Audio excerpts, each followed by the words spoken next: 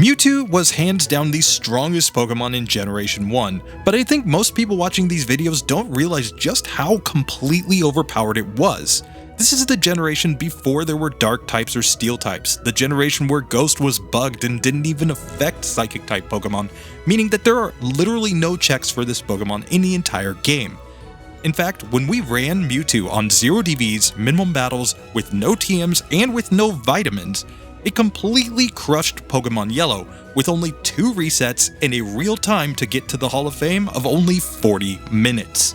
That is absolutely insane for a run that's basically just mashing the A button to use Psychic over and over and over again. So it's clear that if we were going to make any real challenge for a Mewtwo, we would have to nerf its starting moveset. Fortunately, it starts the game with Confusion, a 50 base power Psychic type move, and Disable, a move that is basically worthless in Generation 1.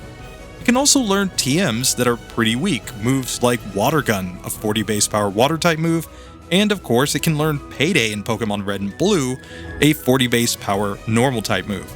It can also learn Rage, but we're going to put that aside for this one because every Pokemon that learns TMs can learn Rage. But honestly, even with this nerfed moveset, this might just be way too easy for Mewtwo, so I decided to up the stakes. I contacted my rival Razador and put him to the test. Can he beat the game of Pokemon Fire Red and Leaf Green with only 50 base power and lower moves faster than I can beat the same challenge in Pokemon Yellow? And whichever one of us fails is going to have a major punishment. So go ahead and drop your bets down below in the comments. Comment Gen 1 if you think it's going to be RBY Pokemon Challenges taking the crown, or Gen 3 if you think it's going to be my guy Razador. And with that being said, let's get into the challenge and the official rules. First and foremost, this is a solo challenge, so yeah, no other Pokemon in battle, no items in battle, blah blah blah blah. You know all that stuff. But on top of that, we're not allowed to use any damaging moves with more than 50 base power. So Confusion is fine, but Psychic is completely out. On top of that, we have to run on 0 DVs in my case in Gen 1, or 0 IVs in his case in Gen 3. We can use moves that don't damage opponents, things like Thunderwave or things like Calm Mind are perfectly fine, but we agreed to ban moves like Seismic Toss that might make some situations a little bit too easy. So finally, what's at stake? Well, on top of pride, the loser is gonna have to face a serious challenge at the end. I agreed that if I lose, I will fight the entire Elite Four with only a moveset of Rage, Bide, Counter, and Psywave. Whereas if Razador loses, he has to beat the post-game of Pokemon Fire Red and Leaf Green with only his sub-50 base power moves, Mewtwo. This is gonna be ridiculous. So let's get into it, and as usual, the rival goes first. Oh boy, these Pokemon videos are going to be taking over my life here before long. I knew I shouldn't have rewatched all of Chapter Black while working on my Invasive Species backlog. Oh wait, I'm recording. Hi there guys. So yeah, I'm working on a collaboration with RBY Pokemon Challenges. And now see, I had no idea what my Paris run would unleash. Just a fun little casual playthrough of Pokemon Yellow, and well, here I am. I have a rival. That's kinda cool, I guess. Nah, just kidding. This idea for a collaboration is pretty awesome. You see, he's running Mewtwo in Pokemon Yellow, whereas I'm running Mewtwo through the Generation 3 remake of Kanto, and on paper that would be like, oh, it's Mewtwo, it's gonna completely destroy the game. Well, yeah, that would be correct normally, but our Mewtwo only has access to moves with 50 base power or lower.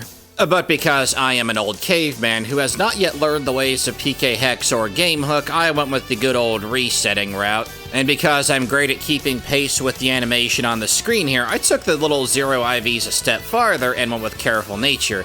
Careful Nature does give us a 10% increase to our special defense, but at the expense of 10% special attack. Now, I won't bore you with all the details here. All the details for our collaboration and the rules are gonna be in the description, you know, the area that nobody ever reads. But I went with Careful Nature because although we get a little boost to our special defense, in Generation 1, special attack and special defense are the same stats, so Teo is rocking a 154 base special attack and special defense effectively. We are not. Now, this collaboration serves two purposes, the first and more important one being that I get to work with another member of the Pokemon community. As far as Generation 1 content goes, I gotta say, RBYPC is at the top, rocking that gold medal, them gold chains, yo. Now, we're talking about 50 base power here. His moveset's on the left and mine's on the right. Now, because nothing important is happening on screen right now, let's just go over this moveset real quick. Teo's gonna have a bit better tech coverage than I do, and he'll also be able to take advantage of the Reverend Badge Boost glitch. Moves like Seismic Toss that deal stat damage are banned because we both came to the agreement that that would be too easy of a solution at what could otherwise be potential problem spots, which we're going to have plenty of. Now, here in Cerulean City, as we do our usual routing, usual if you've been watching Pokemon Invasive Species, which if you haven't yet, I will leave a card for that at the end of the video. But I'm thinking that going after Rival 2 is the better play between Rival 2 and Misty, being that our only attacking move is Confusion, and yeah, I could teach Rock Tomb, but because TMs are single-use before Generation 5, I'm gonna pump the brakes on those. And really, the only threat in this fight is getting hit by Sand Attack, which of course we do right away. Despite that, however, we don't take all that much damage in this fight. There's not much that Rival 2 can do to stop us. That does bring me to one more point in the differences in our runs, which again, those details are in the description, but must be said that in Pokemon Yellow, the teams for the rival are very different. I chose Charmander for my rival starter because Teo's gonna have Flareon. I figure Flareon and Charizard by the end of the game is going to be the closest apples to apples comparison we can get. But yeah, despite Sand Attack, Rival 2, no problem at all, and despite the fact our Mewtwo is really weak, we are still playing as Mewtwo at the end of the day. Now, you'll notice a little fast-forward icon at the upper right corner of my little overlay there. Teo and I have both agreed to play at 4x speed, which I'm sure is like slow motion for him, but for this old caveman, that's a little fast. As for this fight here, Rival 3, it's almost always easy, and it's kind of funny because I have Mist, which does block Sand Attack for 5 turns, and I was all excited to use it in this fight, and I ended up forgetting. Despite my blunder, though, I am able to bulldoze my way through Teo's team with my extra neutered special attack. Yes, I know the fight is still ongoing, and although Kadabra could have been a lot more annoying because he resists Confusion, really nothing to write home about. The rival's not going to be difficult, I don't think, until Silph, and I'm sure the same can be said for Teo. I expect him to breeze through my Gen 1 team just as easily, if not easier. And the reason why I'm opting to go for Rival 3 before Misty is, yeah, it's going to be a little bit slower. It is going to mess my routing up a little bit, but we still only have Confusion as an attacking move. I don't think Rock Tomb is going to make that much of a difference, especially because Starmie has Recover. Thankfully, Staryu, who Misty leads off with, we will always one-shot with Confusion. As for this fight itself, though, it's not very fun. I had considered using Disable to disable Starmie's Water Pulse, its strongest move, but, well, missing 3 times in a row, that's a little demoralizing. Starmie being part Psychic type makes us using Confusion a real hassle, and Rock Tomb probably still would be better in this fight, but just a reminder about TM's single use in Generation 3, and I'd rather save that for as long as possible. I suspect Rock Tomb will be useful once our rival upgrades to Charizard. To win at this level, we're just going to need a bit of luck to line up for us. Getting Disable to work would be really nice, and we do get that to work here. We can confuse Starmie off of Confusion, and it'll hit itself. That's always nice. It does have Recover, can potentially stall us out. I guess worst case scenario, if we did lose this fight, I could just go, I don't know, unlock Struggle, although that would waste quite a bit of time. Struggle is 50 base power. That is a viable move in our collaboration rules. All in all, though, Misty, not too bad. Just spam Confusion, get some Disable luck, hope for the best, and that's what we got. So, in the early game, this shouldn't be too much of a challenge, because we have Confusion, which is a same type attacking move. So, even the worst possible Mewtwo is still going to do decent damage against basically everything. Nothing resists Psychic at this point in the game, and we get to see it right here on display against Rival 1, where his Eevee, in spite of pretty decent stats, is an easy 2-hit KO with Confusion. Our biggest issue is just not accidentally using Psychic or Swift by mistake and canceling out our run. So we can make our way straight to Brock, and this should be easy.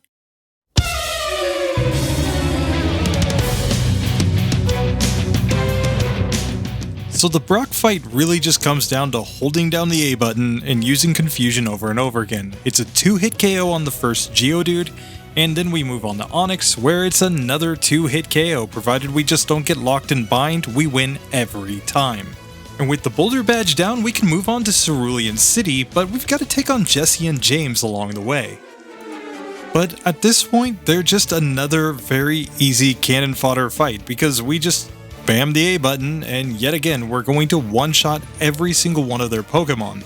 So with them going down, we have to decide between Rival 2 or Misty. I decide to take on Rival 2. And it's pretty easy to see why. Misty's Starmie's gonna resist Confusion. Here, on the other hand, it's a 2-hit KO there. We picked up Watergun in Mount Moon, so we one-shot the Sandshrew. Rattata goes down to 1 Confusion, and then it's a 2-hit KO on the Eevee. So everything to this point has been an absolute cakewalk. We've never had a threat, we've never had an opponent that took more than 2 hits, and now we get to get access to Thunderwave. That move, I think, might help us get through the Starmie on Misty's team, so I'm going to learn it right now over Swift, and we finally have a fully legal moveset according to these rules. So now we just have to get to the Misty fight.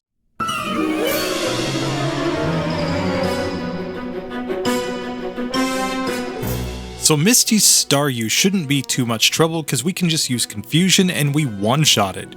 But now against Starmie we have to decide what to do. I decided to just go for Confusion, and it goes down very easily. So if anything, we had an easier time in this section than Razador, but now he's moving on to the next section. So we're going to skip over Lieutenant Surge for the time being, and I want to show you guys a little something. Now in Generation 3, I do have a staunch advantage in the regard that I am able to use held items. Now in Fire Red Leaf Green, held items are very rare. In the Hoenn games, you can go pick berries off of trees, plant them, they'll come back in, I believe, 16 hours. And now Meowth does have the pickup ability, so in Fire Red Leaf Green, after every battle, you have a 10% chance of getting an item, and amongst that 10% chance, you can get a berry. Otherwise, you look in the little grass patches here, you get all sorts of useful stuff. And now, as we make our way to Celadon City, first things first, we're going to go after Giovanni. I think he's going to be the easier fight between him and Erica, despite the fact that we have type advantage on 2 of her Pokemon. And really not much to say. Kangaskhan takes a couple hits to take down, but we're never in any serious danger here. We're still spamming Confusion at this point in the game. And it's right after this fight where I really messed up on my routing in a couple of ways. Now, normally I will always have 2 or 3 escape ropes on hand when I'm doing Invasive Species. It's so ingrained in my head at this point that I thought I bought them, so I had to navigate my way out. And I'm like, okay, I'll just go get KO'd or something. Now, although I'm only able to battle using my Mewtwo, I do need other Pokemon for the purposes of HMs, because you need certain HMs to make plot progression. When Mewtwo gets KO'd, I just have my Bellsprout use Growth until it faints, so we end up going back to Lavender Town, and then I realized I should have gone for Rival 4, and I went right back to Celadon, so there goes my time. And I feel like parts like this are important to show because, well, routing mistakes do happen, and you guys get a live blooper. It's right around that blunder where I'm like, you know what, I'm probably not going to beat his time, so I'm going to try and go for a much lower level. And I'm going to make a bold claim right now. Now, Gen 1's AI is worse than Gen 3's, that's an objective fact. However, there's a glaring flaw in Generation 3's AI that does, in some instances, make it worse, and I'm going to prove that with the rest of the major fights in this run. Now, Erica leads off with Victory Bell, and this Victory Bell knows Stun Spore. In fact, Erica's team is very status heavy. Now, we have Safeguard, which can protect us from moves like Stun Spore. You can get TM20 upstairs from the little girl on the top floor of Celadon Department, but you see how it keeps going for Stun Spore? Well, it's dead now, but her Pokemon going for status moves is no accident. For some bizarre reason, Game Freak thought that the AI prioritizing stat reductions would be the way to go. Because, I mean, in casual play, that's little more than a minor nuisance. You'll have a full team of Pokemon, you'll have items if you want to use them, etc. Fans of Invasive Species are going to know exactly what I'm talking about. And although Lieutenant Surge is going to be a joke, spoilers, I can show off the love of status moves in this fight as well. Not through a Voltorb or Pikachu, they're both easy one-shots with our neutered Confusion. You'll see that when Raichu comes out of the moves it has, it will go for Thunderwave on turn 1, which of course we have Safeguard for. Now that Raichu can't paralyze us, it will go for Double Team, which does boost its evasion. That is a stat move. Didn't help it out here, though. This little AI quirk is not limited to Poison or Paralysis or Sleep or what have you, because as we make our way to Rival 4, which is going to be easy now because we are a bit overleveled for this, Back at the SSN, I wanted to use Mist to block Sand Attack, and that does happen here. In fact, Pidgeotto goes for Sand Attack not once, but twice, as we're not able to one-shot it. Deviating just a bit here, another reason why I'm holding off on Rock Tomb is because of this Gyarados, which does have Intimidate. Since we're not using physical attacks at this point in time, Intimidate means nothing to us at all, so Gyarados goes down fairly easy. We'll use Safeguard to lock Execute into spamming Hypnosis, and it was funny, one of them did miss. It is 60 accuracy. Now, unfortunately, Mist has worn off, so although we're able to two-shot Kadabra, he does sneak in a Kinesis to drop our accuracy. But you see what I mean about the AI favoring status and stat reduction moves? Yeah, Charmeleon's a thing for 2 seconds, who cares? Now, another spot we can show this off in is Koga. I did say all the major battles, but Koga in particular, we all know that Koga loves stat manipulation, so who better to show off Gen 3 loving status more than in this fight right here? Also must be said that Teo's experience with Koga is very different from mine, as Koga has a completely different team in yellow. In this fight, we have Mist to block Smokescreen and Safeguard to block Toxic. Muck does hit us with it once, but we have a Pecha Berry just for such an occasion. In addition, Safeguard will protect us from the secondary effect of something like Sludge afflicting us with poison. Against Koga and Fire Red Leaf Green in particular, if you can lock him out of using any of his stat manipulating moves, as well as being able to poison you, he is powerless to stop you. Although I would say this fight is still harder than fighting Koga in Red and Blue because his final Weezing just loves to blow up for no reason and he likes throwing the fight, I guess. So up to this point... So through the first 5 gyms, it looks like there's no challenge in Fire Red and Leaf Green, but for us, we've still got to take on the SSN. I'm going to take this optional battle to fight this gentleman in order to get access to a rare candy, and then I'm just going to move on and fight rival number 3. I could try this on minimum battles, but trust me, I already did. I'll get into that later. For the rival 3 fight, it's pretty simple. We just spam Confusion on the first 2 Pokemon, they're one-hitters, and then, hey, a Water Gun for the Sandshrew, which is also a one-hitter, and then we can just go back to Confusion, and it's a 2-hit KO. With rival 3 going down, unlike Razador who went through Rock Tunnel first, I decided what the heck, let's just take on Lieutenant Surge. This fight is always really random, he makes lots of mistakes, so let's see.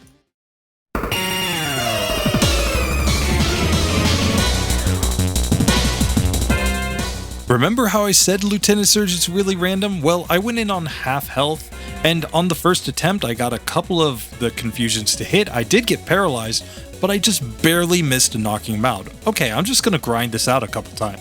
But it seemed like no matter how many times I tried this, I just kept getting terrible luck, where he would always go for Thunderbolt and land Paralysis, and then he would go for a Mega Kick or a Mega Punch and knock me out. And then I was like, okay, I just didn't heal, that's clearly the issue. Mind you, I just spent like 5 minutes on the trash can puzzle, and I'm still getting knocked out, so I was getting really frustrated at this point, and I was almost ready to just cut this run off, because I was losing too much time here on the Lieutenant Surge section. Because healing didn't seem to help, trying to reset didn't seem to help, and it's just really frustrating when the easiest gym leader is actually giving you trouble. Fortunately, he will eventually make mistakes, but I beat him in every one of my test runs on the first attempt, so I was just getting really frustrated. But finally this time we avoid the paralysis and we knock him out.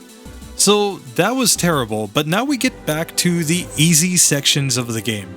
Nothing in this next section in going through Rock Tunnel is really hard, because we have Water Gun, which means we can easily knock out the Rock Tunnel Hikers 3 Pokemon, and there's no trouble whatsoever. Which means now we're moving on to Celadon City pretty darn easily, with really not too much time lost outside of the Lieutenant Surge section. Now we can make our way to the Rocket Game Corner where, again, everything in here should basically be a one-hit KO with Confusion. Even the Eradicate that's not weak to it just goes down in one hit. So we make our way to the basement and it's time for Jesse and James. And we just continue the one-hit fest. Mewtwo is so strong that it doesn't have any checks even when it's not using its strongest moves. At this point in the game, nothing can stand up to it. We haven't run into a serious Psychic type trainer yet, but until then, I just think we're going to be fine. The Giovanni fight is case in point. Water Gun one-shots the Onix, Water Gun's going to one-shot the Rhyhorn, and now Persian might not be a one-hitter, but it is a two-hitter with Confusion, so we get through very, very easily. So with Giovanni going down, we can pick up the Sylph Scope, and now I make my way to Erica's gym. Now I'm going to fight the extra trainers in her gym because they're just easy one-shots. We're going to get extra speed in this run by doing this. I know it's a little bit over-levely, but we should be fine. Let's get into the Erica fight.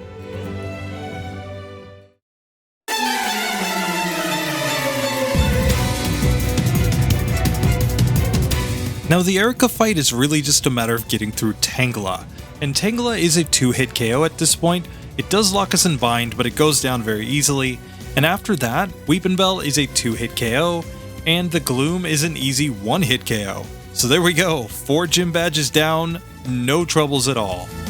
Now like I said, I'm not going to stay on minimum battles in this one for the sake of speed, and because I know I need the levels later on. So instead, I'm just going to go to the Fighting Dojo where I easily one-shot all of the Pokemon in here. I can humiliate them, become the ultimate karate master with my Mewtwo, and steal their Hitmonlee for some reason. Perfect. Now we can move on to Rival 4. And Rival 4 is just going to continue the same little vein, where it's not quite a one-shot on the Fearow, but it is a two-hit KO. Here we can just stay with Confusion to one-shot Magnemite, we're going to one-shot the Shelder, we can use Watergun to one-shot the Sandshrew, and now on the final Eevee, it's looking like a two-hit KO. So we just crush this entire section. Yet again, no troubles whatsoever, outside of Lieutenant Surge. Jesse and James at the top of the tower, just press the A button. There's no need for strong moves here. You can just destroy them completely with only Confusion. So with that being done, now it's time to make our way down south towards Koga. I'm going to take some more optional battles on the cycling road though, because yet again, they're just easy one-hit KOs. They're good experience for this part of the game. Mewtwo is in the slow level up group, so it makes sense to add the extra XP wherever you can get it easily. But with that being done, we can now make our way down to Koga, and this shouldn't be too hard, I don't think.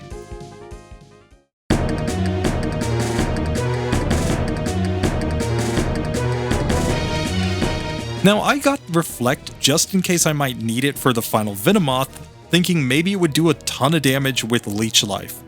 But here the Venonats are easy one-hit KOs with Confusion, and when we finally get to the final Venomoth, it's a two-hit KO, but he uses an X attack, so we just get an easy win. And with that, we've gotten through 5 gyms with no trouble whatsoever. But now let's see how Razador does in the next section. Yes. So up to this point, we've been pretty much breezing our way through this game, despite our Mewtwo having atrocious stats and careful nature to make it even weaker.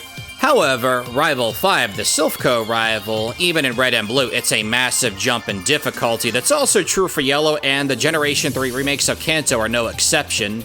In this fight, Pidgeot does have Feather Dance. He won't go for it, though, because of our typing and the fact that we're a special attacker. I'd call that kinda cheating, but hey, they made the game, not me. Point being that we have finally hit our first real wall. Now, we are around the level of Rival 5's team. Now, why is this fight tough? We're playing as Mewtwo, for goodness sakes. Well, as mentioned before, our IVs are shot. I don't know if I told you guys yet, but we have careful nature, so we don't hit quite as hard. And honestly, with our current moveset, we are not even close to being able to beat this fight. Now, I do have 5 rare candies in store because we are still trying to go for speed at the end of the day. I don't want to completely tank our end time here. I could use them, and even with our IVs being what they are, level ups for legendary Pokemon are enormous as far as stat gains go, so 5 level ups would make a ton of difference.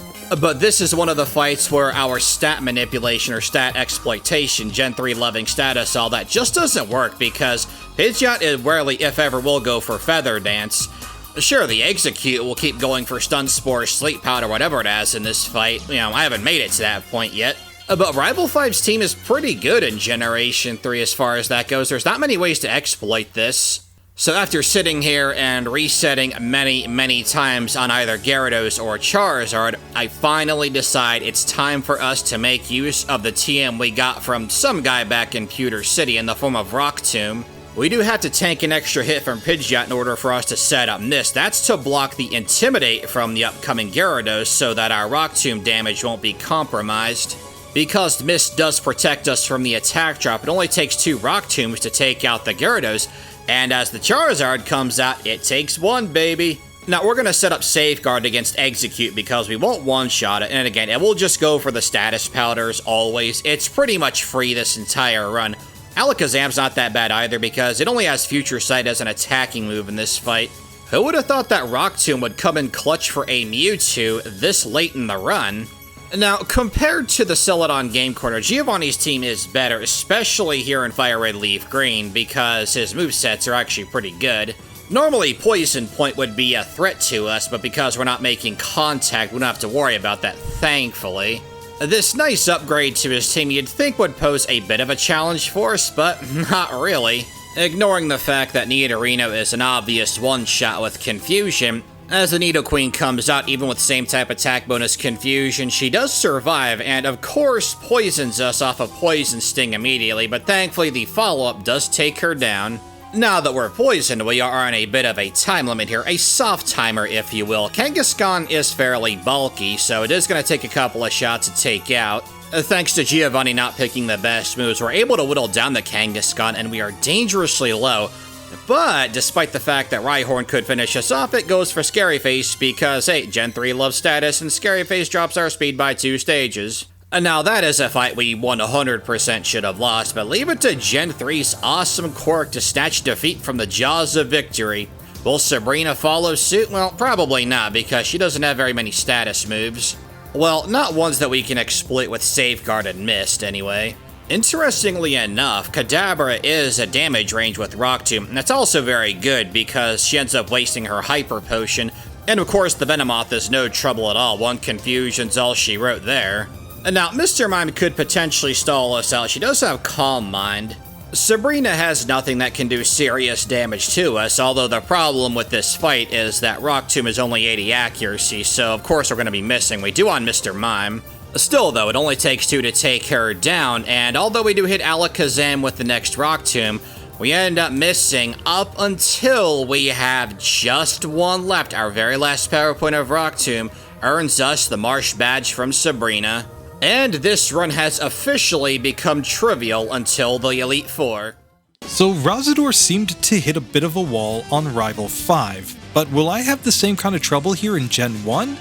Well, I'm going to set up Reflect turn 1 to resist physical damage, and fortunately we're going to get through the Sandslash with decent health remaining. It's a 2-hit KO. Now on the Cloyster, it's also a 2-hitter. It gets me in Clamp, which is taking me down quite a bit, but I still have green health. Now onto the Magneton, I get a lucky critical hit to one-shot it, and now I'm going to use Water Gun on this Kadabra, just hoping it doesn't recover too many times. Confusion doesn't really mean anything to me, it's not going to do that much damage, we just need to whittle this one down. We get a critical hit finally to knock it out, and the final Flareon, its bite just means nothing to us, so it's a 3-hit KO, but we get through on the first attempt. And with Rival 5 going down, we shouldn't have any trouble against Jesse and James or Giovanni, but let's just check it to make sure. Sometimes I get a little surprised in these ones, especially if I get poisoned or something like that.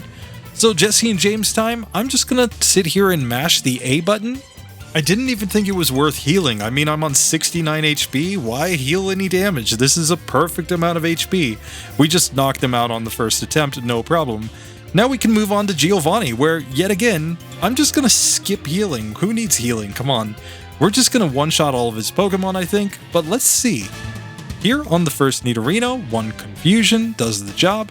On the Persian, it's a 2-hit KO, but we get a Growl, that's fine. Now we're gonna go Water Gun on the Rhyhorn, that's an easy 1-hit KO, and the Nidoqueen, it's a 1-hitter. We get through this whole section with no trouble whatsoever. But here's a spot where I'm going to diverge a little bit in my routing from Razador. I'm going to go ahead and take on Blaine right now to get a badge boost in Special. I think by taking him down right here, we'll have a better chance against Sabrina, but let's see if it actually works out. This could be a tough fight.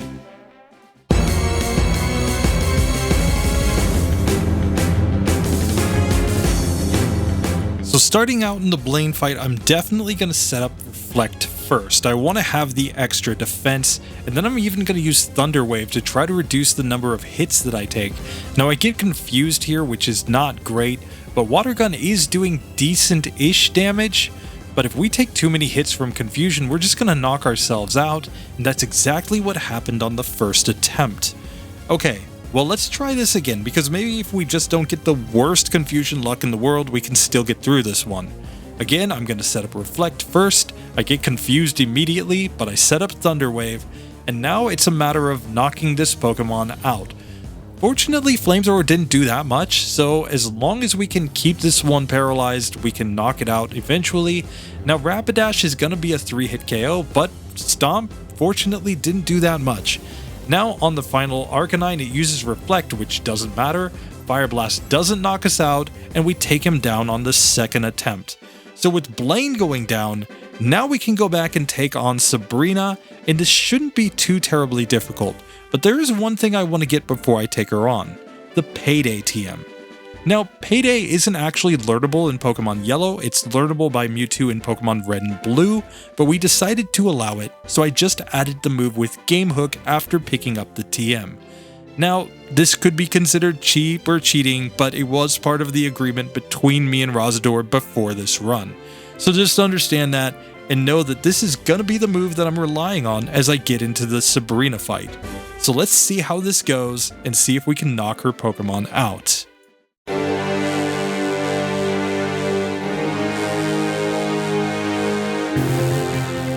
So the Sabrina fight ultimately comes down to Payday because we need a physical attack that will do decent damage against her Pokemon.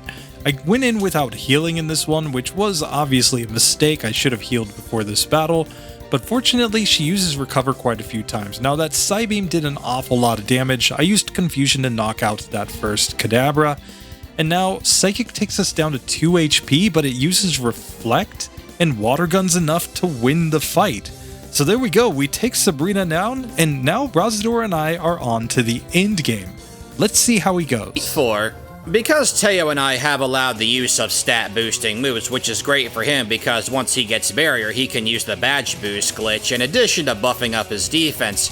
For us, however, Sabrina gives us a really nice reward and not something that doubles as the game laughing at us for making it this far, because to this day, I still can't believe Game Freak thought it was a good idea to make Sabrina give the player Psywave as a reward when you can get Psychic 3 doors down for free. But I'm kind of deviating here. With Calm Mind, +1 to special attack, special defense, we just tank up on that like it's Red Bull and blast our way through Blaine's team. It must be said, however, that our ability, Pressure, came in really clutch there too, because Pressure, whenever you go for a move, your enemy goes for a move, they use 2 power points instead of 1, so that means that Blaine's Fire Blast usage went from 5 to 3. So as we make our way to Giovanni here, well, there's a bit of a difference with his team here, not just in Yellow. His team in Yellow is actually really good. It's part of the reason why I wish there was a Gen 3 version of Yellow. I feel it would be a much better comparison. Although Giovanni does lack a Rhydon here in Generation 3, well, his team has a much better moveset. Although I gotta say for us, it's still pretty bad. That is a bold claim considering that Giovanni's entire team has access to Earthquake and they get the same type from it. But because his opening Rhyhorn has Scary Face, we can use Mist to protect ourselves while we set up Calm Mind. Rhyhorn will keep making Scary Faces at Mist, forgetting that Halloween is a few months away, and we can bulldoze his entire team with Confusion. Don't believe me? Well, Doug Trio is already down. I'm also really happy that we're faster. Nidoking and Nidoqueen are both part Poison type, so obviously a powered up Confusion's gonna one-shot the both of them, and the final Rhyhorn, yeah, get out of here. Now, before Rival 6, you'll notice that I'm taking a slight detour to go deposit my Pokemon, except for the Mewtwo. I did this before fighting Blaine as well, to avoid Roar and Whirlwind. Yes, those moves do work properly outside of Generation 1. Now, of course, to accommodate Calm Mind, I did have to get rid of Rock Tomb, and I bet you guys were thinking, well, with Rock Tomb, Charizard's gonna be a joke, and that would be true anyway. But I believe that having Calm Mind plus Confusion brings a lot more to the table than having a little bit of tech coverage. It might not seem that way at first because, of course, we only have a single attacking move. However, the fact we get same type attack bonus when using Confusion on top of Calm Mind buffing our special attack just makes it the more viable option. Now, I'll tell you straight away, going into this fight, I actually completely forgot that Charizard still has Scary Face here, so it does slip in a speed drop on us. Well, Gen 3's AI is more consistent than I am. With only 6 HP left, yeah, Alakazam takes us out no problem. Now, the strategy for this fight is figuring out how many Calm Minds to use, when to set up Mist, Safeguard, all that good stuff. Of course, Safeguard we're always going to use on the Execute. Mist doesn't matter as much because now we're not using physical attacks anymore, so Intimidate from Gyarados doesn't make much of a difference. But we need to be able to have that up by the time Charizard comes out, or we'll set it up when Charizard comes out, because if we have high enough health, that's why we need to determine how many Calm Minds we use. If our health is high enough, we can lock Charizard into using Scary Face, and I'm going to show you right here, right now. We also have to pray that Pidgeot does not crit us. That's a 6.25% chance, and through a process of elimination, 3 Calm Minds Confusion takes out the Pidgeot. Mist did turn out to be a dud there because it didn't go for Feather Dance. What we're going to do is finish setting up our Calm Minds against Execute with Safeguard up. It will only ever go for Stun Spore as we can finish topping off Calm Mind and then sweep our way to victory. All said and done, with +6 to our special attack, Execute goes down despite resisting our Confusion, and of course the Gyarados is absolutely no trouble. And now as the Charizard comes out, I stopped to think for a moment, then I'm like, you know what, I'm gonna set up Mist just for safety here, and good thing I did too, because even with 6 Calm Minds, we don't one-shot the Charizard. Scary Face would have dropped our speed, and that would have completely flipped the dynamic of the battle here. And Alakazam goes down in a single Confusion. There's a sentence I never thought I'd say. So after defeating Rival 6, we're going to go back to Viridian City, pick up our Pokemon from the PC, and then backtrack. Yeah, that does waste a little bit of time, but again, we have to do it because, well, if we went into that fight with more than one Pokemon, Pidgeot could use Whirlwind, and then when we switch in the Mewtwo, it's just getting free shots on us, plus our buffs all become undone. So now it's time for our own Giovanni fight. Let's get into it.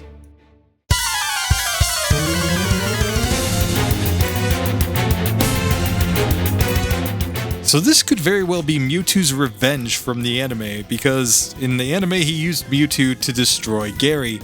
But here we easily take down the first Doug Trio. It's a couple hits to knock out this Persian, and we get a pretty bad critical hit there.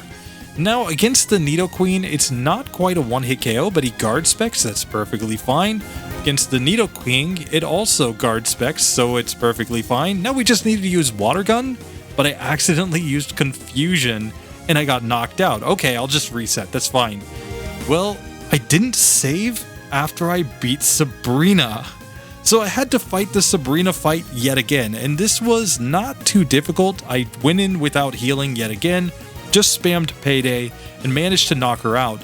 Now we gotta go through all that to get back to Giovanni. This is clearly the biggest mistake of the run and lost me a lot of time. If I lose to Razador because of that, I'm gonna be so angry. Now we get back to Giovanni, and basically all we needed to do differently was to set up Reflect first of all, and then manage to get the hits that we need. And if we can just use Water Gun on that Rhydon, we're gonna one-shot it. I guarantee it's gonna be an easy win. So we get back to Nidoqueen, it hits me with Thunder, but that does nothing, we knock it out.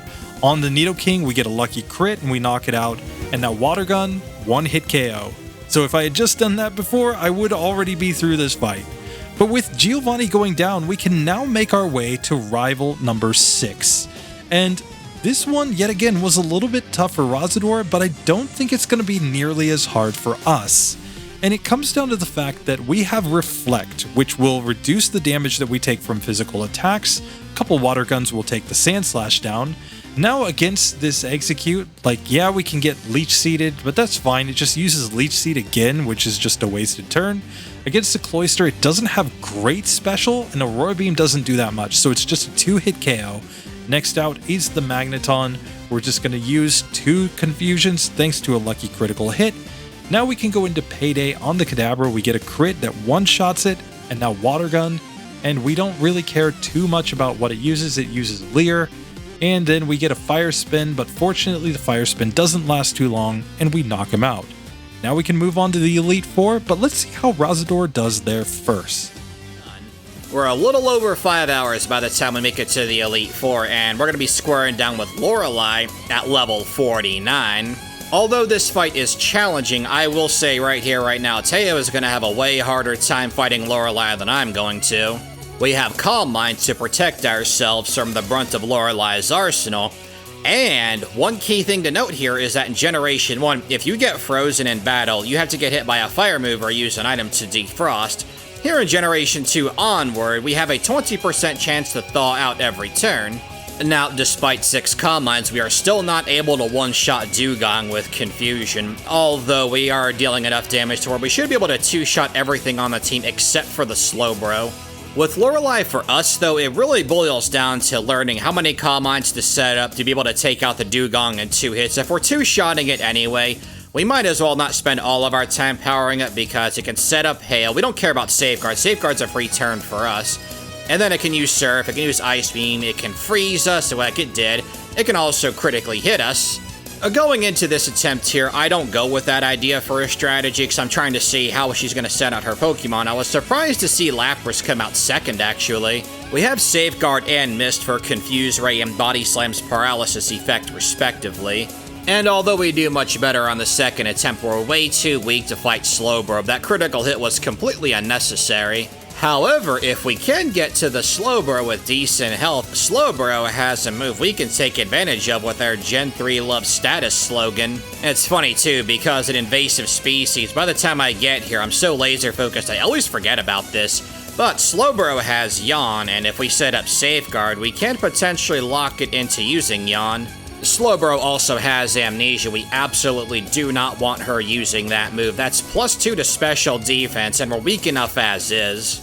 And as we try once again against Lorelei, I have determined that 4 Calm Minds is the play, at least for now. It's enough to two-shot the Dewgong.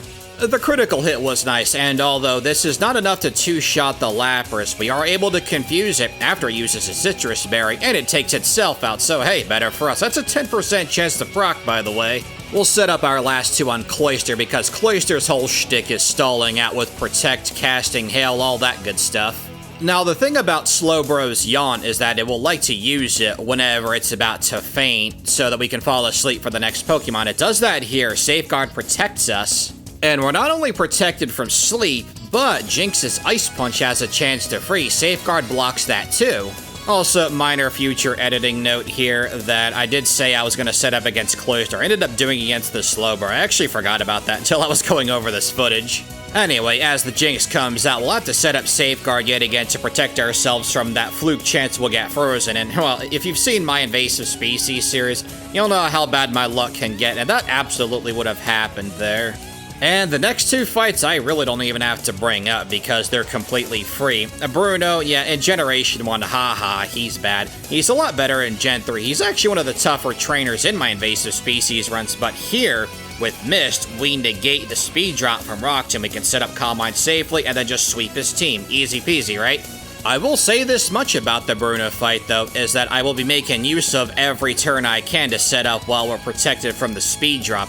If that seems excessive, just know that in Generation 2 onward, when Special is split into attack and defense, Hitmonchan and Hitmonlee both have a base 110 special defense, and although they are weak to our typing, considering how weak we are, I'm taking no chances here. His Hitmonlee and Hitmonchan both have pretty good moves.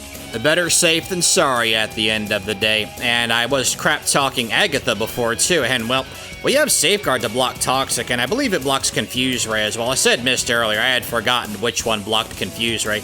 Point being that all we have to do is set up Safeguard against the first Gengar as it knows Toxic, and then we can set up Calm Mind, and then sweep her entire team. Her entire team, like Bruno, is weak to us. Well, I guess I shouldn't say entire because Onix is not weak to Psychic, but it might as well be in this run. It is interesting to note, however, that once Golbat comes out, we don't one-shot it despite how much we power it up. But that's fine, waste that full restore, we'll finish powering up, and now we will completely sweep the rest of this entire team. I suspect that Teo will have an equally easy time getting through this fight as Mewtwo because, well, there's only 3 ghost moves in all of Generation 1, and the only one that deals not set damage, aka Nightshade, is Lick, and that's bugged and actually can't harm Psychic at all. Now, next up is Lance, and here's where I think I'm going to have a lot more trouble in this fight than Teo. I'm just going to assume he's around our level. I really hope he didn't have to over-level as a Mewtwo. But here's why. The Gyarados here in Generation 3 is really rough. It has awesome moves. It got Dragon Rage, which is awful for us in a solo run. Hyper Beam, which we'll always go for if we're in a range to get finished off. The Bite, which is super effective against us, and Special in Generation 3. Twister we don't care all that much about since we're faster, but that could cause flinching if we were slower. And the reason why this fight is so tough for us, because the strategy that we are centered around, which is setting up, whether it's Calm Mind or using Mist or Safeguard to block a status affliction or stat drop, well, Gyarados is going to keep hammering down on us, so we need Gyarados to pick the wrong moves. Gyarados will never go for Twister, not unless we survived a bajillion turns against it.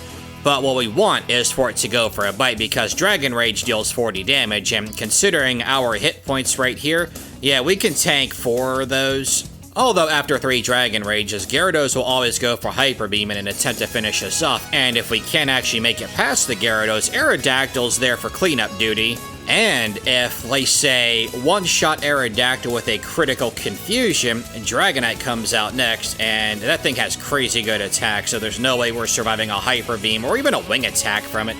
Yeah, Wing Attack in Generation 3, Generation 2 onward, really, is no longer identical to Peck and has decent base power. However, the road to victory is not obstructed to us because Gyarados can pick the wrong moves. If it goes for Bite every turn and we're faster, it can't flinch us. Our Calm Mind will be able to protect us from a bit of the damage because it's special in Generation 3.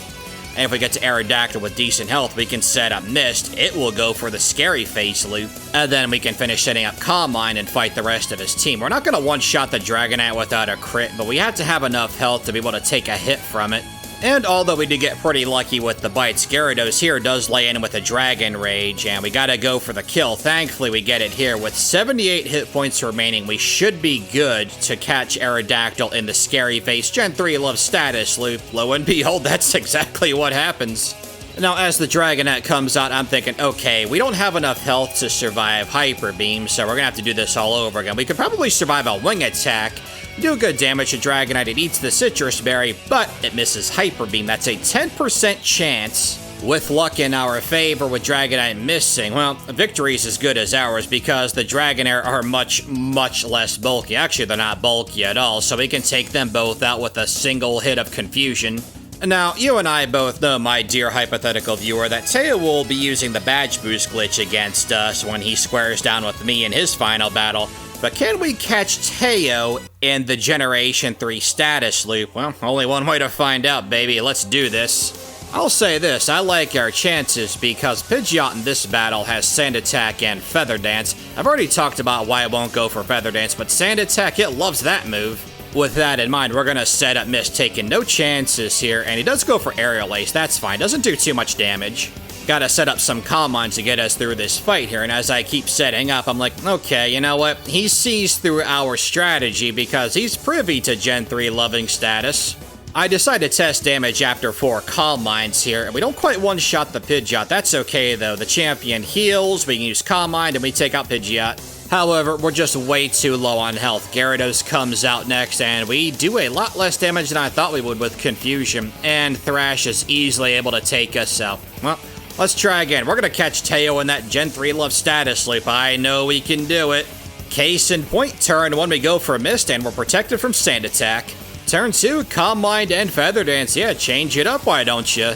You know, you'd think Teo would stop going for Sand Attack. You'd think he would understand how AI exploitation works here. Oh, Aerial Ace, good job. Never mind, I spoke too soon. Yeah, Sand Attacking Mist, that'll work out great for you. With 5 Calm Minds, Pidgeot is a one-shot.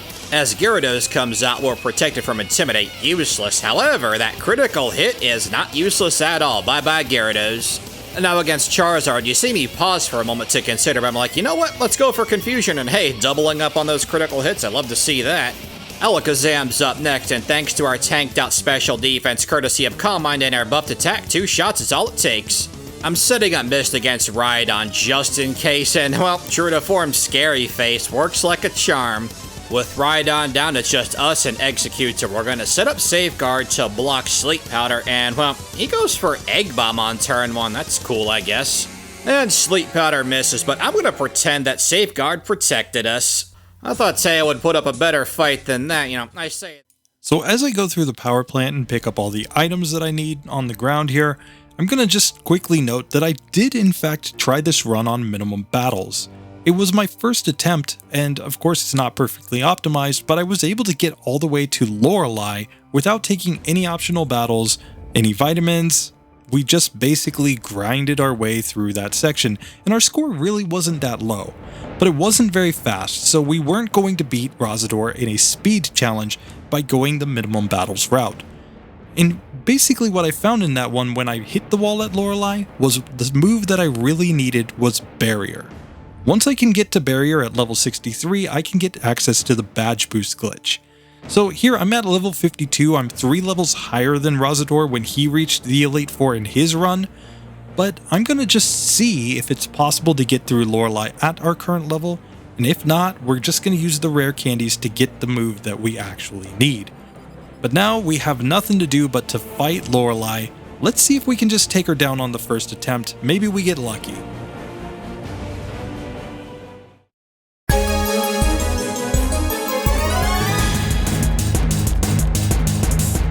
So against Lorelei at level 52, I decided to just go ahead and set up Reflect at the very beginning of the battle, basically hoping that if she uses Takedown or Spike Cannon or Thrash later on, we won't take too much damage. Now once we get to the Dugong to rest, we've basically knocked it out because we're doing more than a third every time we use Confusion, she can use the super potions, it doesn't matter, and we just knock it out. Now we can move on to the Cloyster. Unfortunately, Cloyster doesn't have great special, which means that we can just use a couple of confusions to knock it out. The real issue in this fight is this Slowbro. It's because we don't really have any good moves. It's super bulky, so it doesn't take much damage from Payday, and it can use Withdraw, and Confusion's not going to do a ton of damage. So even though we are able to whittle it down at our current level, we're all the way down to 18 HP when we knock it out.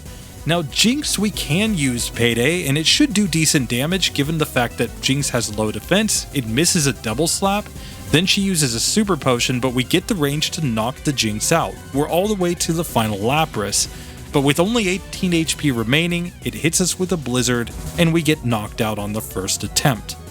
Now I decided to just black out and keep the XP. Since we've already got optional battles in this, we may as well just get some XP. Maybe we can get through with one more level. At level 53, we do get a damage rounding threshold, meaning we should do just ever so slightly more damage in each situation. So once again, Dugong is going to be more of the same, but instead of setting up Reflect here, I just decide to go straight into my Confusions. It goes for rest on the second turn, which is something it does a lot, and that means we can easily knock it out with Confusion. Now we move on to the Cloyster, where it doesn't have great special, but it hits us with a critical hit Clamp, which means it does massive damage. Here, we manage to confuse it on the second turn, and it does hit itself in Confusion, meaning we can knock this one out, but we have even less HP going into the Slowbro. I'm just going to stick with Confusion here. I think it's doing more damage, especially after he uses Withdraw. Surf did quite a bit of damage, but we are going to potentially get through this one on better HP. Hits itself in Confusion, and we knock it out. 57 HP, now 61 after we level up going into the Jinx. I'm just going to use Payday here and hope that we do decent damage. A double slap is doing 2 damage per hit, it gets a 3-hitter there. But then we managed to get it down to red health, but then we get put to sleep by a lovely kiss, and we get knocked out by Jinx's Thrash. Okay, so that's 2 losses, no putting it off anymore, we just have to use the rare candies. By using the rare candies, we can get to level 63, and at level 63, we get access to Barrier. Now Barrier is a lot more than just being more resistant to physical damage, and it's a lot more than just having higher stats going into this fight. Barrier allows us to set up the badge boost glitch. We're only going to get 3 badge boosts out of it, but that may just be enough, because when we add the badge boost glitch, it's multiplying all of our stats by 12.5%. And whenever we can do that, a move like Confusion might get a lot stronger. So here, it shouldn't be an issue to set it up. We'll just set it up here on the Dugong.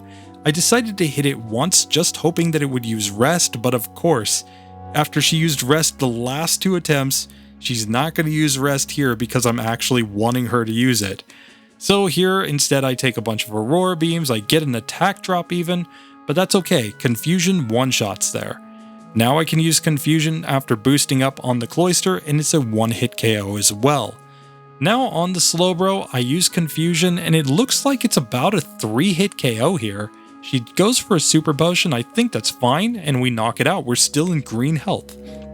Now we've got Jinx out. I'm just going to keep spamming Confusion because my attack stat got dropped once, and I think this is just going to do the most damage. It's looking like another 3-hitter here. Now we can finally move on to the final Lapras. I'm going to use Confusion. I take it down below half health. It paralyzes me with a Body Slam, but I still land Confusion, and we finally got through Lorelei. That was a grind, but with Lorelei going down, we might just be fine against the rest of the Elite Four. Let's get into the Bruno fight here and find out. He might just be bad enough that we can beat him even with only 50 base power moves on the first attempt.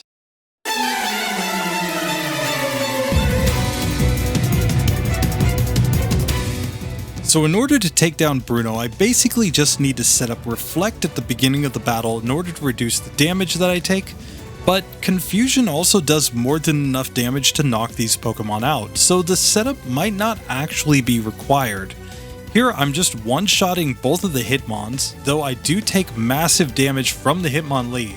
I'm paralyzed, so I'm not actually outspeeding here because I didn't heal after the Lorelei fight. Here, I am taking a lot of damage from Earthquake. I get all the way to the Machamp though. It uses Leer, I was fully paralyzed, then he uses an X-Defend, and it's a one-hit KO. So a paralyzed Mewtwo beat Bruno on the first attempt without full health. That's just ridiculous. Like, how does this even happen? This shouldn't be possible for a member of the Elite Four. Now it's time to take on Agatha, and she might be a cakewalk or she might be really, really easy. Let's find out.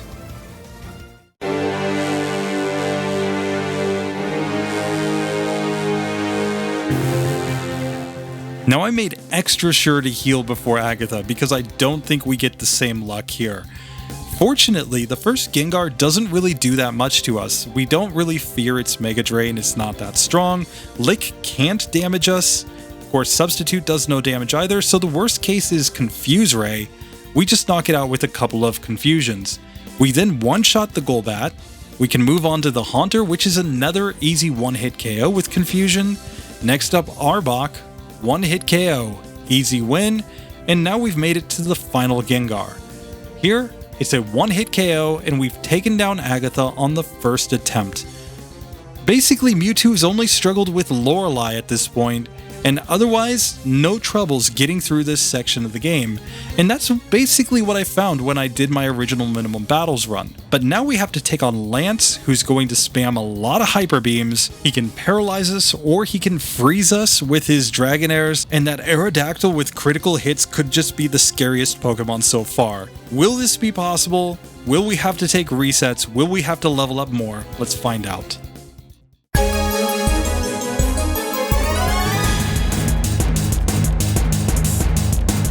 Lance leads off with his Gyarados, which I'm hoping will just use Leer on me, but it could use Hydro Pump or Dragon Rage, or of course, Hyper Beam. Here we get a Dragon Rage turn 1 as I go ahead and just use Confusion to knock it out. Now I'm going to try to knock out this Dragonair. Confusion is not quite a one-hit KO, so I take a Thunderbolt, but that's okay, I didn't get paralyzed, I'm perfectly fine. Let's try the next Dragonair here, where I'm going to set up some barriers on this one. Wrap, fortunately, isn't going to do much damage in this. It's only doing 3 damage per hit. We get a Bubble Beam, which also doesn't do that much, though it does drop our speed. Here, we can now go into Confusion with the Badge Boost and one-shot that Dragonair. Next up, we've got the Aerodactyl. It outspeeds us and hits us with Hyper Beam, but fortunately no crit, so we survive. We get all the way to the final Dragonite. Now, we just need the Confusions to do the job. We get hit with Thunder, but no paralysis yet again, and we knock it out. So Lance has gone down, and it's time to get ready for the champion. Now, I'm not sure exactly what my game time is at this point. I lost quite a bit of time when I fainted against Giovanni, and then I had to refight Sabrina. I might just be losing to Razador at this point. I'm not sure. So I'm going to go ahead and just heal up, use all the items, hoping that I can beat the champion on the first attempt. Keep in mind, he's doing his run separately from me, so when I see 422 there, I don't know if that's good or bad. Here, we're going to get into this final battle with the champion. Let's see if we can win it.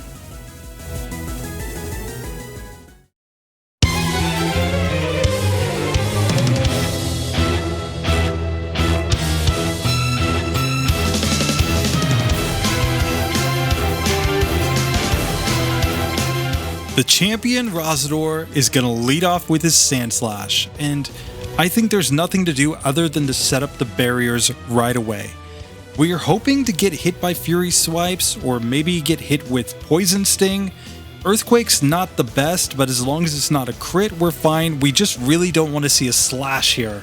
That Slash does massive damage. Fortunately, after the setup, Watergun is a one-hit KO there on the Sand Slash. Now, against this Alakazam, we're just going to use Payday. It turns out to be a 2-hit KO, and we get an accuracy drop from Kinesis, which is terrible. But now we're up against the Exeggutor. I'm still sticking with Payday, but now I get Leech Seeded. I'm changed into Confusion just to see if maybe Confusion would do more damage thanks to my high special stat. And I decided to just stay with Confusion since it is 100% accurate, and hope that I just manage enough hits to knock this one out. Fortunately, it's confused and it's hit itself in Confusion a couple times, so we take Exeggutor down. Now Magneton comes out. I'm just going to stick with Confusion. It does pretty good damage with a critical hit. We take a Swift, but fortunately it does basically nothing. Now we can move on to the Cloyster. The Cloyster shouldn't do too much damage, assuming that we don't get any critical hits, but there we go. We get the critical hit and we miss yet again, and then Spike Cannon crits and we go down. Okay, so we've lost to the champion once. We got to take this again. Hopefully it's just a matter of resets here, and that was kind of bad luck to get that Kinesis. It can basically use anything else with Alakazam. But of course, Razador, he loves to spam his status moves, as he says, so yeah, of course we're going to get that. Here, we're going to send out our Mewtwo again, set up the 3 barriers right here on the Sand Slash. The Fury Swipes isn't a big deal. It's a 5-hitter, but, you know, we'll take it. We'll take that over Slash. Slash on the second turn does a heck of a lot more damage. Then we get an Earthquake after we finish setting up our barriers. But now Watergun should once again one-shot the Sand Slash. Next up is the Alakazam. We're going to go into Confusion on this one. That was actually a misclick. He recovers. So now we want to use our Payday. I misclick again by using Barrier. Fortunately, Psychic doesn't do very much. And we take it down to low health. Psybeam hits, but we're able to knock it out with one more Payday. So a couple of mistakes right there on the Alakazam. Now, Exeggutor comes out, he uses Barrage, which misses, thankfully. We get a Barrage the next turn that does hit, but it's not doing very much damage thanks to all of our defense boosts. Here, it finally Leech Seeds me when it's on low health, but I knock it out with a Payday. Now we can get onto the Magneton. We just need to whittle this one down with some Confusions. It's looking like a 2-hit KO, even with the Leech Seed healing it just a little bit, so we knock it out on the next turn. Now Cloyster, we just need better luck here. We get the Confusion, it takes it down to low health. Now Aurora Beam doesn't crit this time and we manage to knock it out. Only the Flareon remains. We're going to use Water Gun.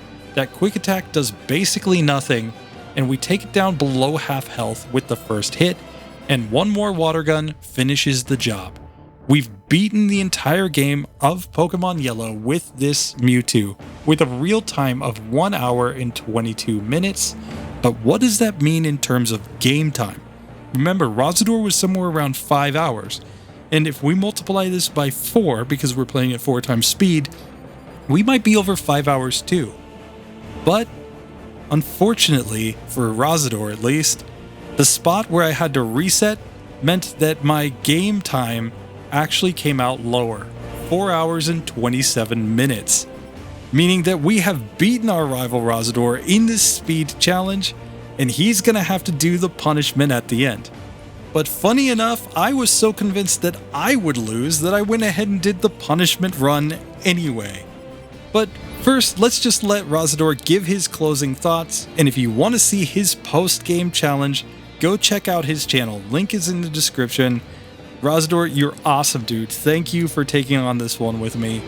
And yeah, let's just let him sign us out, and then come back and we'll try our terrible moves challenge. Yes, however, our final time, yeah, we're a bit behind him, and while that's unfortunate, at least I can claim the level trophy here because, despite the fact I was over an hour slower than Teo, I was 12 levels lower than him. It feels like a real role reversal with our 2 Paris runs, right? I still had a heck of a good time though, and because time was the priority here, that means that because, well, I was slower out of the 2 of us, I'm going to be going through the post-game with this very same Mewtwo. The champion has a Tyranitar in place of his Rhydon. That's going to be a lot of fun, considering that our current strategy is completely useless because Tyranitar is part Dark type and is immune to any and all psychic damage. I can't wait to try it. I will say this, I'm pretty confident that most of the Elite Four is going to be easier. Lorelei won't be because her Dugong has Signal Beam, which we're weak to. But hey, that's neither here nor there. I hope you guys had fun with this run. I hope you guys have fun with Teo's run. And now, I've been a member for quite a while. Actually, our anniversary is coming up. Ooh, spicy. I could just see it now. Teo and his lady going to sleep, and he's turned over. She's like, I bet he's thinking about other girls. And then Teo's actually on his phone checking out Mewtwo's Gen 3 move list. He's like, oh, god dang it. If I got barrier level 11 like Razador did, I could have badge boosted and just completely destroyed the game. But yeah, please go check out Teo's channel. He is an awesome Generation 1 content creator, my personal favorite. Well, I'll see you guys in the post-game. Well, I've rambled for long enough. That is a trademark Razador talent there, so I'm gonna go get started on the post-game and whatever else I feel like working on. Thank you guys for watching our crazy collab, and I will see you at the next video. Bye. Well, one thing is for sure, if I did have Razador's moveset in this one, starting the game with getting barrier at like level 11, we would have crushed it without too much trouble. Calm Mind, that would be absolutely amazing in Gen 1 to have on a Mewtwo. I mean, it's just a weaker form of Amnesia basically in Gen 1, but man oh man, I would have taken that. But that's okay. This challenge is over, but like I said, I was so convinced that I was going to lose the Razador after this one that I went ahead and took my brand new Mewtwo named Mewpoo and gave it the worst possible moves. Can we manage to beat the Elite Four with this ridiculous moveset of only Rage, Bide, Counter, and Dig? Well, in the Lorelei fight, I tried Psywave first. I thought maybe that would be the most consistent way to get through, but we basically broke down on the Slowbro. So in round 2, I decided to go with Rage instead, and Rage actually completely wrecks Lorelei, because Rage is a badge boosting move, which means we end up with an attack stat that is astronomical at the end, and we completely wreck her team. I thought it would work on Bruno too, but it actually didn't, because of the fact that the Onix has such great defense, so the winning fight against Bruno actually involves using a lot of Psywave, and then using Counter at good times. Basically against the Hitmonlee and against the Machamp. Then once we get through that, we have the most difficult fight period. I tried this one while I was at level 72 against Agatha. It just doesn't do enough damage with the Psywave. And you might think go for Bide strats, but we get knocked out pretty easily. I ended up going all the way up to level 100 in order to get through Agatha here, because she was just such a nightmare to get through. And even here, this is not a consistent fight at level 100. We're basically praying for good Psywave luck. I got put to sleep for like a million turns by this Gengar, kept using Psychic and Dream Eater to whittle me down into low health, but I finally knocked it out. Now with that done, I can get into the Lance fight, and I'm just going to go for the same Rage strat. Rage among these moves is just completely OP, because we're getting so many badge boosts, we're all the way up to 999 attack, and that means that we can just two-shot the Dragonite with Rage. Now we're going to go into the champion, where I'm just going to use Rage yet again, and this should be enough to completely wreck this fight. Rage one shot on the Alakazam. We're just a couple shots to take out all these Pokemon at this point because we've got 999 attack, and there we go. We have beaten the game at level 100 with a Mewtwo with the worst possible moveset. I hope you enjoyed that. See you in the next video. Later.